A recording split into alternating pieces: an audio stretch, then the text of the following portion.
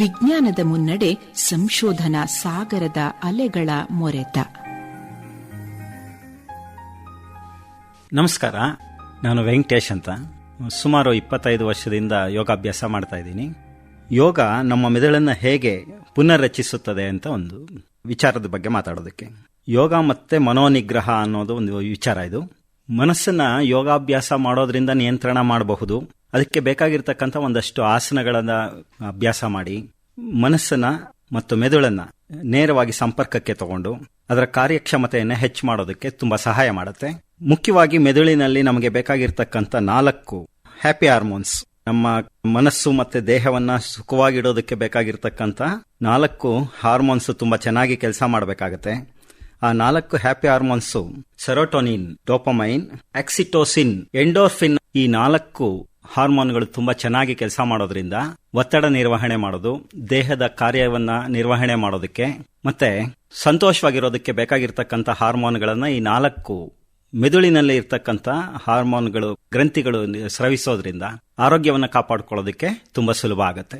ಇದಕ್ಕೆ ಬೇಕಾಗಿರ್ತಕ್ಕಂಥ ಆಸನಗಳಿಗೆ ಮತ್ತೆ ಅಭ್ಯಾಸಕ್ಕೆ ನಮ್ಮನ್ನ ನಾವು ತೊಡಗಿಸ್ಕೊಳ್ಳೋದು ಮಾತ್ರನೇ, ಇದನ್ನ ವಿಚಾರ ತಿಳ್ಕೊಳ್ಳೋದಷ್ಟೇ ಮಾತ್ರ ಅಲ್ಲ, ಇದನ್ನ ಅಭ್ಯಾಸ ಮಾಡೋದ್ರಿಂದ ಮಾತ್ರ ನಾವು ಇದನ್ನ ಕಾರ್ಯಕ್ಷಮತೆಯನ್ನ ಹೆಚ್ಚು ಮಾಡ್ಕೊಳಕ್ಕಾಗತ್ತೆ. ಹಾಗಾಗಿ ಯೋಗ ಮೆದುಳಿನ ಮೇಲೆ ನೇರವಾಗಿ ಪರಿಣಾಮ ಬೀರಿ ಆರೋಗ್ಯವನ್ನ ಕಾಪಾಡಿಕೊಳ್ಳೋದಕ್ಕೆ ಮತ್ತೆ ದೇಹ ಮತ್ತೆ ಮನಸ್ಸಿನ ಗಟ್ಟಿತನವನ್ನು ಹೆಚ್ಚು ಮಾಡೋದಕ್ಕೆ ಸಹಾಯ ಮಾಡುತ್ತೆ.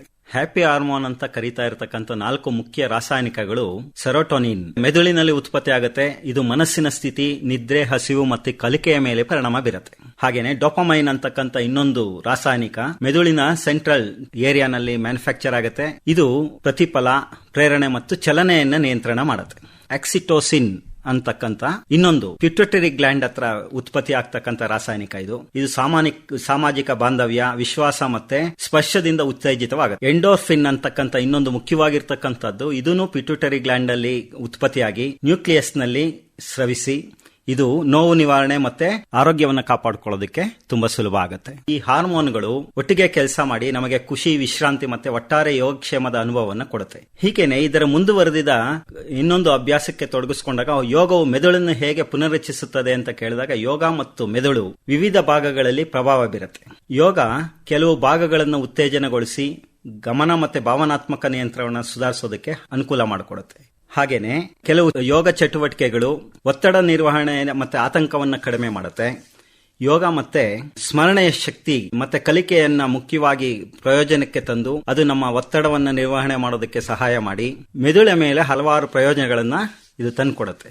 ಯೋಗ ಒತ್ತಡದ ಮಟ್ಟವನ್ನು ಕಡಿಮೆ ಮಾಡೋದ್ರ ಜೊತೆಗೆ ಮನಸ್ಸನ್ನ ಶಾಂತಗೊಳಿಸುತ್ತೆ. ಕಾನ್ಸಂಟ್ರೇಷನ್, ಗಮನವನ್ನು ಕೇಂದ್ರೀಕರಿಸೋದಕ್ಕೆ, ಏಕಾಗ್ರತೆಯನ್ನು ಸುಧಾರಿಸೋದಕ್ಕೆ ಇದು ಹೆಚ್ಚು ಕೆಲಸ ಮಾಡಿಕೊಡುತ್ತೆ. ಯೋಗಾಭ್ಯಾಸ ಮಾಡೋದ್ರಿಂದ ಭಾವನಾತ್ಮಕವಾಗಿ ನಾವು ಯೋಗ ನಿಯಂತ್ರಣ ಸುಧಾರಿಸೋದಕ್ಕೆ, ಮನಸ್ಸಿನ ಸ್ಥಿತಿ ಉತ್ತಮಗೊಳಿಸೋದಕ್ಕೆ ಇದರ ಸಹಾಯ ಬೇಕೇ ಬೇಕು ನಮಗೆ.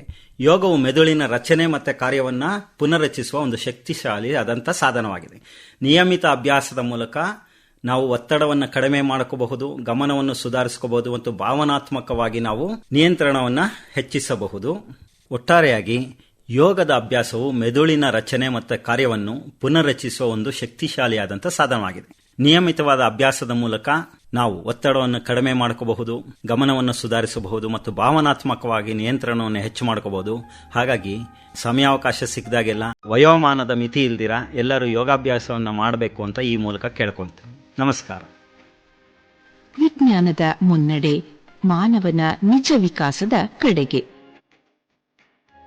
ಕಾರ್ಯಕ್ರಮ ನಿರ್ಮಾಣ ರೋಸಲಿಂಡ್ ಮ್ಯಾಥ್ಯೂ.